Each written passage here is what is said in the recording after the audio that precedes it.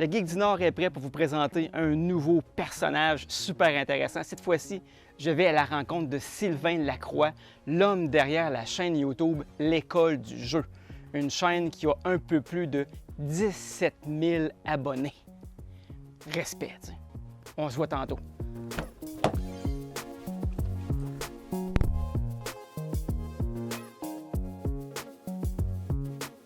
Sylvain, j'aimerais ça dans un premier temps que tu me parles de ta chaîne YouTube. La chaîne YouTube. En fait, la chaîne YouTube, c'est l'École du jeu. Hein, on peut voir ici comme ça. Et voilà. Donc, l'École du jeu, en fait, c'est un projet qui a été parti par un ami à moi, Jean-Philippe Doyon, un heureux beauceron, qui a décidé de partir une chaîne YouTube. Et en quelle année? Ça a été fait il y a environ 7 ans. OK. Donc, il y a environ 7 ans, JP choisit de partir une chaîne YouTube. Au même moment, moi, je me dis, j'aimerais ça créer du contenu aussi.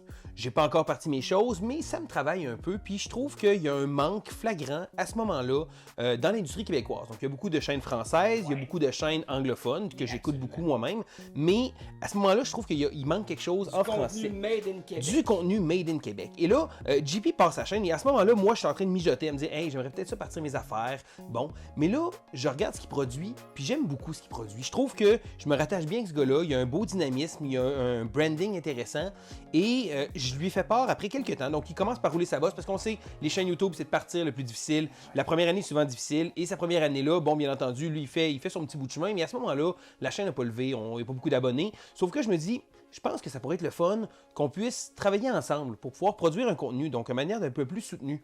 Parce que, pour ceux qui ne savent pas, produire du contenu, ça demande énormément de temps, beaucoup d'énergie. Si ton contenu, tu le veux de qualité. Et oui. Fait que là, à ce moment-là, on se dit, ben, ce serait bien de faire ça. Fait que là, au début, bon, il fait ses petites choses, on s'entend, ça reste son projet, ça reste son petit projet de départ. Sauf que là, avec un peu de temps, on décide d'essayer une go comme ça, on va essayer. Donc à ce moment-là, moi et un autre de nos amis se joignent à nous, donc on se forme, justement, continue l'école du jeu. Okay. Donc à ce moment-là, il y a Jonathan, JP et moi, et on fait l'école du jeu. Et là, à ce moment-là, c'est là qu'on commence à produire du contenu, mais surtout de manière régulière. D'accord. Parce que le concept, si on veut que ça fonctionne, c'est de travailler fort de manière à produire un contenu constant, un produit varié et intéressant. Et c'est ça qui est difficile, c'est de maintenir cette cadence-là. C'est ça, c'est d'avoir un rythme régulier.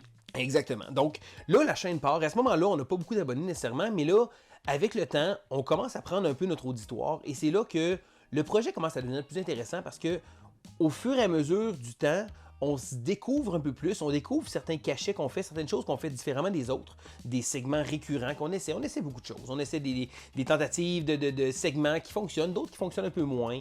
On se demande des fois, est-ce qu'on va vers des podcasts, des choses comme ça. Puis finalement, on décide de vraiment focusser sur YouTube de manière à continuer comme ça. Et c'est là que toute cette belle aventure-là prend son envol parce que depuis quelques années, là, on a réussi à accumuler beaucoup d'abonnés, oui, mais surtout de garder l'intérêt et le plaisir à le faire. Et là, j'ai bien compris, Sylvain, vous avez un peu plus de 17 000 abonnés. Oui. Et vous avez quelque chose comme 1500 vidéos environ sur votre chaîne. Exactement. Donc, on a plus de 17 000 abonnés, ce qui fait de nous une des chaînes francophones les plus grosses en Amérique du Nord. Bon, certains, il y a beaucoup de chaînes en France, en Europe qui sont plus populaires, qui ont un plus grand bassin également.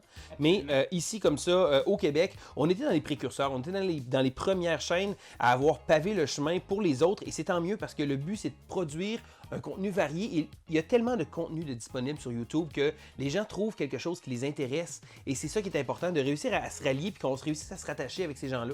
Puis ben, avec cette belle aventure-là comme ça, on a réussi à garder notre auditoire puis justement à faire progresser ça vers de nouveaux horizons. C'est une belle histoire à succès justement. Eh oui. Sylvain, maintenant on va entrer vraiment dans le vif du sujet. Je t'ai demandé préalablement au tournage, est-ce que tu me présentes 4 jeux? 4 jeux. Et là, je veux que 4 jeux qui te font triper. C'est pas facile parce que j'ai une grosse bibliothèque puis il y a énormément de jeux que vous ne voyez pas. Non, La caméra. Oui. Donc, on commençait par quoi? On va commencer immédiatement avec, vous savez, bon, l'avantage d'être un média ludique, d'avoir justement des petites choses comme ça. On a des petites primeurs et ça, c'est un jeu qui, bon, au moment de la sortie de ce segment-là, va être sorti. Mais pour l'instant, je l'ai eu en grande primeur. Et oui.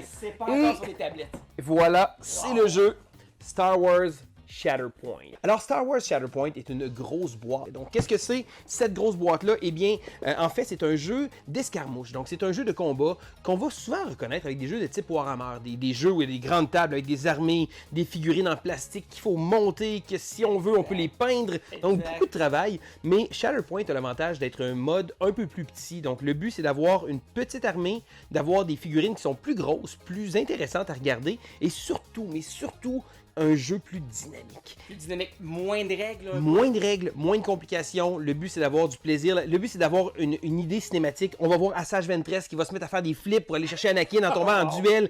N'importe qui tombe en duel contre Anakin va manger une claque parce que Anakin, c'est un tank.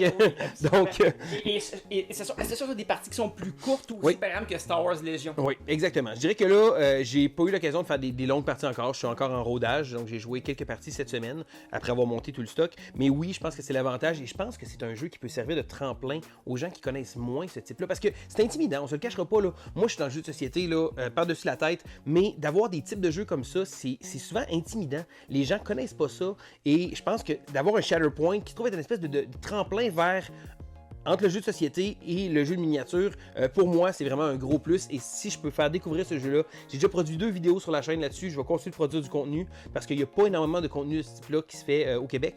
Fait que je me dis, ben, tant qu'à ça, on va en profiter parce que j'aime beaucoup le jeu. Hey, je suis jaloux et conquis à la fois. Et voilà, il va falloir que je fasse essayer ça. Parce que oui. Ça, c'était pour les amateurs de Star Wars et de jeux de miniature. Maintenant, il y a un autre univers qui te fait triper. En fait, moi, je suis un gros fan également de Marvel. Qui ne l'est pas? Et voilà. Donc, Marvel, mais Marvel, pas juste les films, là. Moi, je suis comic book. Je suis vraiment là. Et quand les gens ont des questions sur Marvel, hey, tel personnage, c'est qui? Moi, je connais la réponse. Donc, le jeu que je vais vous présenter, là, il y a plusieurs jeux dans l'univers de Marvel. Absolument. Mais moi, celui que j'ai choisi, c'est Marvel United. Et là, les gens vont voir un peu le jeu. S'ils font des petites recherches, ils vont se dire, hey, ça a l'air d'être un jeu pour enfants. En fait, le visuel semble annoncer ça. Le visuel est très chibi, qu'on appelle. Donc, c'est vraiment des personnages, des belles figurines qu'il y a à l'intérieur. Donc, ceux-là, on n'a pas besoin de les monter par chance. Et c'est un jeu coopératif.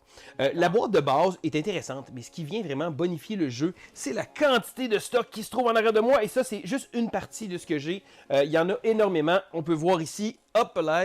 Donc, Marvel United, c'est un jeu coopératif, mais l'avantage, c'est qu'il y a énormément de boîtes qui viennent changer le jeu et qui viennent le rendre plus intéressant. Donc, je peux facilement jouer avec mes enfants.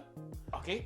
Mais je peux jouer en solo aussi. Parce que il y a beaucoup de gens qui ne le savent pas, mais le jeu de société en solitaire a vraiment pris beaucoup d'envol. Et là, lorsque je dis ça aux gens, des fois, les gens disent « Un jeu de société, tout seul? » Je dis « Ben oui, tu écoutes un film tout seul, tu lis un livre tout seul, tu fais un casse-tête tout seul. » Ben, les jeux de société offrent souvent des types comme ça et c'est rendu un mode très prisé. Je vais te faire une confidence. Un de mes jeux préférés, c'est Final Girl. Et voilà, Final Girl, un jeu solitaire vraiment excellent. J'ai joué à son prédécesseur, Hostage Negotiator. Ah oui? Oui. Donc, Marvel United, ce qui est intéressant avec ce jeu-là, c'est qu'on va se faire une équipe de super-héros. Et les règles sont tellement simples. Ce qui vient bonifier le jeu, c'est justement la quantité de vilains et de types de modes de jeu qu'on va pouvoir avoir. Donc, chaque héros va être relativement similaire, avoir des petites cartes qui vont les différencier, mais chaque vilain va avoir une twist et une façon de les affronter. Et c'est cette profondeur-là que le jeu nous offre en ayant une tonne d'extensions. Je vais faire une confidence. Souvent, il y a beaucoup d'extensions de jeux que j'ai des extensions, mais je joue pas. Chaque fois que je ressors le jeu de base pour montrer le jeu. Eh bien, ça, c'est un des rares jeux auxquels je vais jouer à toutes les extensions parce que, tout simplement, je choisis un vilain, je choisis des héros, boum, je mets sur la table et je suis prêt à jouer. Marvel United, ça existe en français ou pas? Le jeu existe en français, mais pas la grande version. Donc, ils n'ont pas fait toutes les extensions en français. Le jeu a même été disponible dans les Walmart à rabais complètement ridicule à un certain moment donné. Dommage, j'ai manqué ça. Malheureusement. Mais je dirais que c'est un jeu qui, à première vue, les gens vont dire « Ah, j'ai joué, c'est correct, mais... » Non, le jeu vient vraiment être bonifié avec la quantité de stock qu'il y a. Et pour ma part, j'adore ce jeu-là. Alors, fan de Marvel à la maison? Et oui. À acheter. Tout à fait. Mais ça, il y en a tellement des jeux de Marvel en plus. Et là, je pense que le prochain jeu que tu vas nous présenter, on va faire un genre de Back to the Future. Là. En fait, on va faire un retour dans le temps. Oui, un retour dans le temps. Parce que dans le monde ludique, les gens sont toujours à l'affût des nouveautés. Comme les films, hein. Les gens, si ça date de 2 ans, c'est déjà tellement vieux et tellement passé date. Qui n'est pas vrai en réalité. Qui n'est pas vrai, mais on vit tellement au jour le jour et il y a un créneau qu'on dit souvent, c'est The Cult of the New, le culte de la nouveauté. Parce qu'on veut toutes les dernières nouveautés qui viennent de sortir. Et là, je te présente un jeu qui existait avant moi. Can't Stop. Je vais trahir mon âge, ça existait avant toi, mais pas avant moi. Ouais.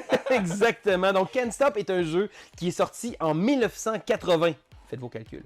Donc, en 1980, par le très renommé Sid Saxton. Sid Saxton est un des grands-pères du jeu de société moderne. Il a produit des centaines de jeux. Mais Can't Stop est un jeu tellement simple. Là, souvent, je vous présente des jeux compliqués, des choses comme ça. Ouais. Can't Stop est un jeu qu'on peut sortir avec n'importe qui. D'ailleurs, c'est un des rares jeux que ma conjointe va vouloir jouer. Un jeu de pouce ta chance. Oh. Et je dirais que le pouce ta chance a un petit quelque chose de rassembleur. Parce que les jeux de stratégie, bon, on dit souvent, ah, Sylvain, t'as joué à tellement de jeux. Ouais. C'est pas vrai, je suis pas vraiment meilleur qu'un autre. Puis je dirais qu'un jeu comme Can't Stop, qui se trouve être un jeu qui est facilement accessible avec tout le monde parce qu'on brasse des dés et on se demande la question, est-ce qu'on arrête?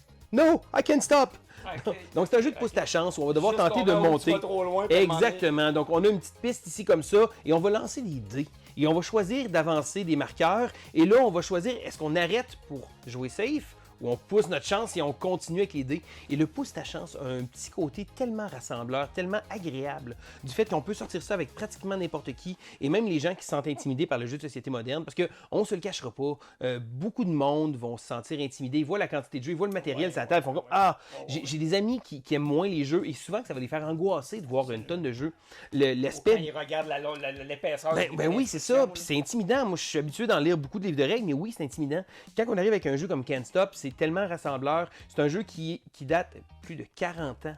Ce jeu-là, c'est incroyable. Ça a fait ses preuves. Et là, il y a une nouvelle édition qui est sortie tout récemment par la compagnie Eagle Gryphon Games. Et le petit côté de pousse ta chance avec les dés. Donc, c'est vraiment un bon petit jeu. Puis je voulais en parler parce que les vieux jeux méritent leur amour aussi comme ça. Et là, ça s'adresse clairement aux gamblers qui sommeillent en vous. Oui, tout à fait. Le type gambler, c'est le fun. Là. On pousse sa chance. Il y a un petit côté en dedans de nous autres. Comme, ah, tu t'es intéressé de temps. Je pousse ma chance. Là, là tu te plantes. Comme, ah, t'as tout perdu. Clairement. Le prochain jeu, maintenant, Oui. est le dernier que tu vas nous Et présenter. oui, tout à fait. Parce que je pourrais en parler. Je pourrais parler des centaines de jeux pendant des heures et des heures. Mais c'est ça, je voulais dire. On va faire une émission de 3 heures. Tout à fait. Mais là, ce que je veux faire, c'est que je vais faire un bond par en avant. Parce que oui, c'est le culte de nouveauté. Et oui. En fait, c'est mon jeu favori de 2022. Ok, Donc, c'est un récent. jeu qui est sorti une grosse boîte un peu lourde qui s'appelle Carnegie. Alors, Carnegie est un jeu de gestion très euro. D'ailleurs, on peut remarquer avec le dos de la boîte, très intéressant. C'est très révélateur. Très révélateur. En fait, Carnegie est un jeu de gestion économique avec un espèce d'aspect de placement d'ouvriers. Donc, on tombe dans les termes techniques de jeu euro. Ok. Donc, c'est vraiment un jeu, on s'attaquera pas, on a vraiment une espèce de gestion à faire sur différents personnages, différents travailleurs qu'on va placer. On va les déplacer de différents segments pour essayer de générer des habilités. Donc, Ok. on tombe dans le jeu très, très euro, très, très, je dirais, là, mécanique. Là. On s'adresse un peu plus à des joueurs expérimentés. Oui, tout à fait. Ce Carnegie, c'est vraiment un jeu pour joueurs expérimentés. Un jeu avancé. Mais un jeu avancé qui se prend quand même bien en main. Et moi, souvent, ce que je parle, c'est que je vais souvent parler des jeux. Et j'aime les jeux costauds. Mais mon but à moi, c'est d'être rassembleur. C'est de trouver le bon jeu pour la bonne Pour personne. la bonne personne. Et ça, c'est vraiment le concept de base que je veux trouver avec le monde ludique. C'est que souvent, les gens vont dire « Hey, c'est quoi ton jeu préféré? Là? Moi, là, mon but, c'est de trouver le bon jeu autour de la table. Donc, de réussir à saisir les joueurs autour de moi et de dire « Hey, je vais amener un jeu parce qu'il y a des jeux aussi que moi j'aime moins. Il y a des jeux, c'est pas tout le monde. Il y a tellement de types de jeux dans l'univers ludique que il y a vraiment, chaque personne va avoir son type préféré. Et moi, je tombe dans les jeux de gestion, j'aime beaucoup ça, mais les jeux de gestion trop costauds ou trop longs, j'ai souvent un peu de misère. Moi, je dirais qu'un jeu de 2 heures, j'ai pas de problème, mais un jeu de 5 heures, un peu moins, tu sais. Alors, Carnegie a l'avantage qu'il se joue en environ moins de 2 heures, donc habituellement 90 minutes, une partie à 4 joueurs, et un jeu que je trouve incroyablement satisfaisant au niveau mécanique. C'est tiré de Andrew Carnegie, qui est un philanthrope américain. Donc, bon, il y a certaines histoires, là, c'est pas tout le monde qui fait pas l'unanimité, mettons, par rapport aux droits des travailleurs et des choses comme ça. Okay. Mais le jeu de société peut faire en sorte... J'avais aucune idée c'était qui, moi, ce gars-là, avant non ça. plus. Les Américains le connaissent beaucoup, mais moi, j'ai Ok. aucune idée c'est qui ce gars-là. Carnegie, c'est quoi ça, tu sais.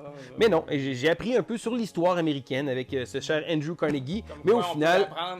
On peut s'amuser en apprenant. Tout à fait. Mais au final, pour ma part, j'ai vraiment trouvé que c'était un excellent jeu et une grosse boîte assez lourde. Sylvain, c'est le temps qu'on avait. Déjà? Un gros merci pour ta participation à mon émission. Ça fait plaisir, ça fait plaisir, ça fait plaisir. En fait, il y a juste une chose, par exemple, si jamais vous me voyez autour d'une table, autour d'un événement ludique, venez me dire bonjour, vous voulez faire une partie avec moi, ça va me faire plaisir. Il y a souvent des conventions ludiques, des événements, et c'est toujours très agréable, mais il y a juste une chose que je veux vous dire avant de vous quitter, c'est que si jamais on joue ensemble, là, c'est moi qui prends les rouges. Puis c'est non négociable. Merci.